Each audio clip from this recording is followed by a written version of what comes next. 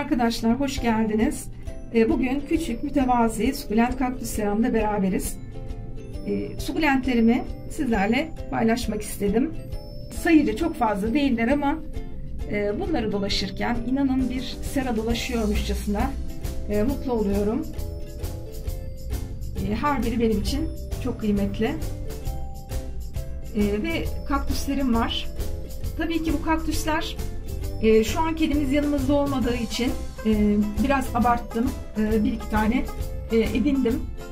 Ama kedimiz yanımıza geldiğinde bunları nasıl muhafaza edeceğimi şimdiden kara kara düşünüyorum.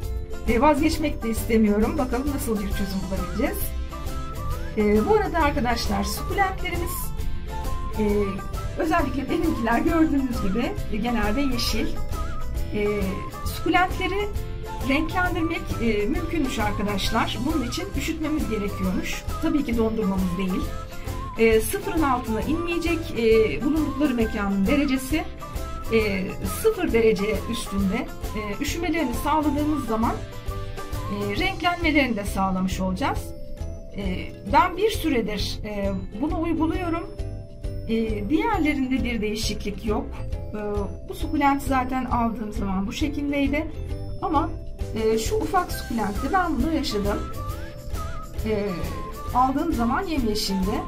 Şu an kenarlarında çok tatlı pembelikler görebiliyorsunuzdur. Diğerlerinde de az da olsa bir değişim bekliyorum.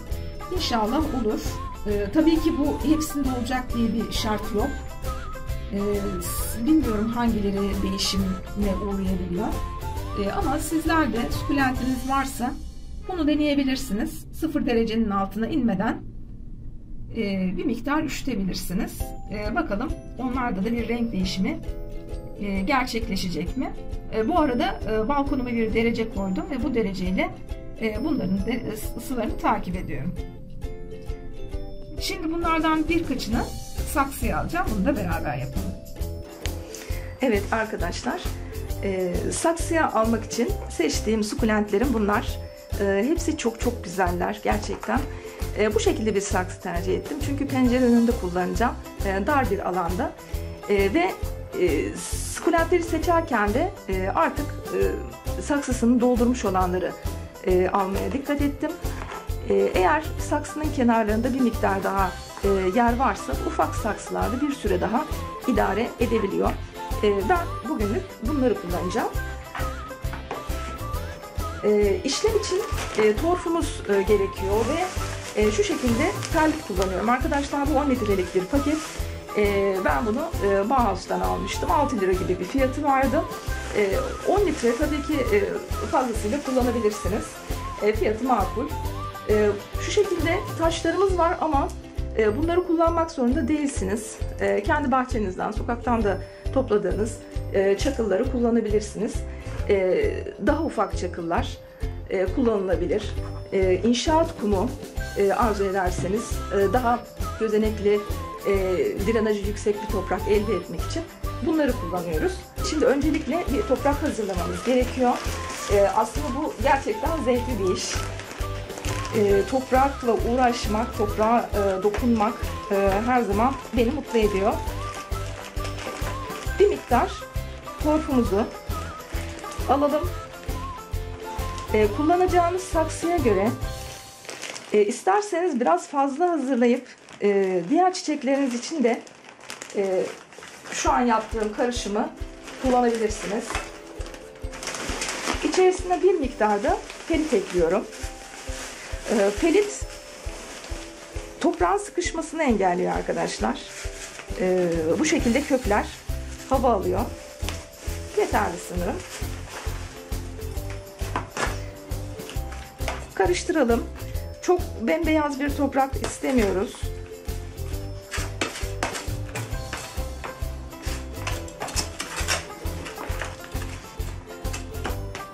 Bence bu şekilde yeterli.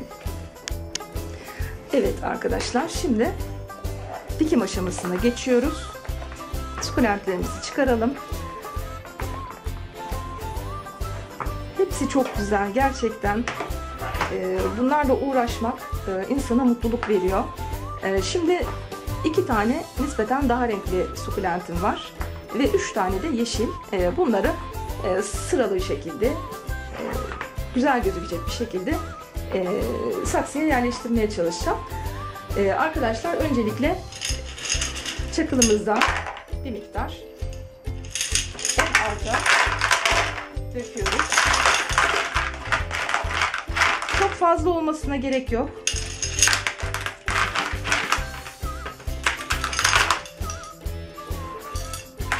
Dediğim gibi dışarıdan bahçenizden topladığınız çakılları kullanabilirsiniz. Tatlı su yataklarından topladığınız çakılları kullanabilirsiniz. Bunun üzerine ben arkadaşlar bu toprağın içerisine normalde bu toprak söylediğim gibi her türlü bitkiniz için ideal bir toprak.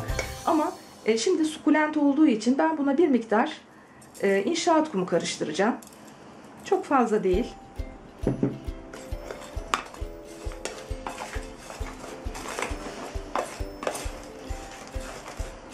Böylelikle biraz daha fazla havalanmasını sağlayabiliriz toprağın. Ve bunu şimdi çakılların üstüne koyuyoruz. Yetmezse bir miktar daha hazırlayabiliriz.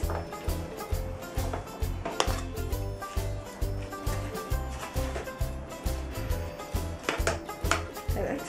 Onun üzerine inşaat kumu eklemeden hazırlamış olduğum torf ve perlit karışımını döküyorum.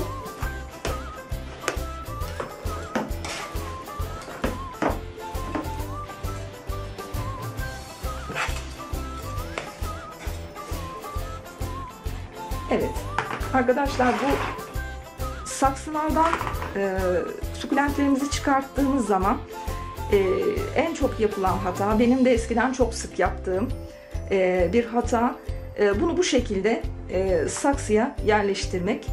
Yapmayın. Öncelikle şöyle kendi toprağından bir miktar arındırın. Çünkü görmüş olduğunuz gibi o kadar birbirinin içerisine geçmiş kökler toprakla o kadar bütünleşmiş ki suladığınız zaman köklerin suya doyması neredeyse imkansız. Sanki hani üstten bir sulama yapacaksınız ve iç kısmı sanki hiç girmeyecekmiş gibi çok yoğun bir doku oluşuyor.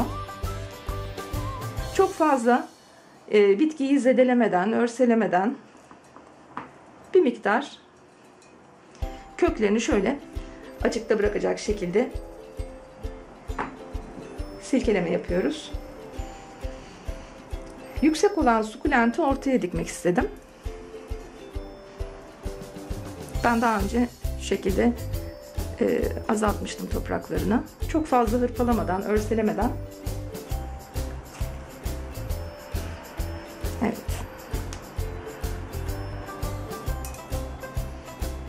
Bunu kullanmak istiyorum.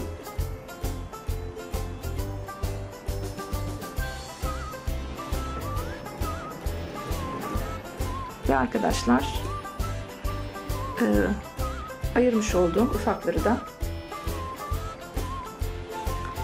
bu şekilde yerleştiriyorum.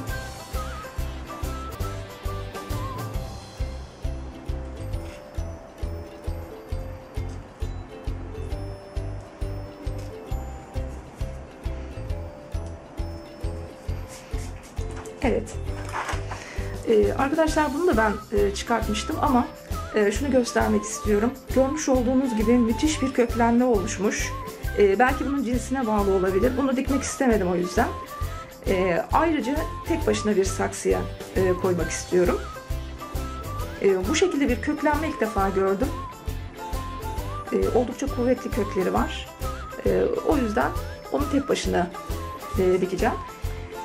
Ve görmüş olduğunuz gibi arkadaşlar, şimdi bunların can sularını vermek kalıyor sadece.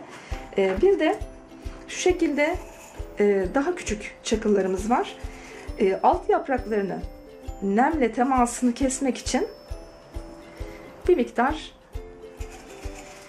sadece sukulentlerin altına denk gelen kısımlara, tabi tamamına da yapabilirsiniz, kendi zevkinize kalmış. Ben sadece hani yoğunluk olarak sukulentlerin altına denk gelecek şekilde, bu şekilde düzelterek çakılları yerleştiriyorum. Evet arkadaşlar, sukulentlerimizin yeni evlerinde son halleri bu şekilde. Şimdi bir miktar sulama yapacağım ve zevkle büyümelerini bekleyeceğim.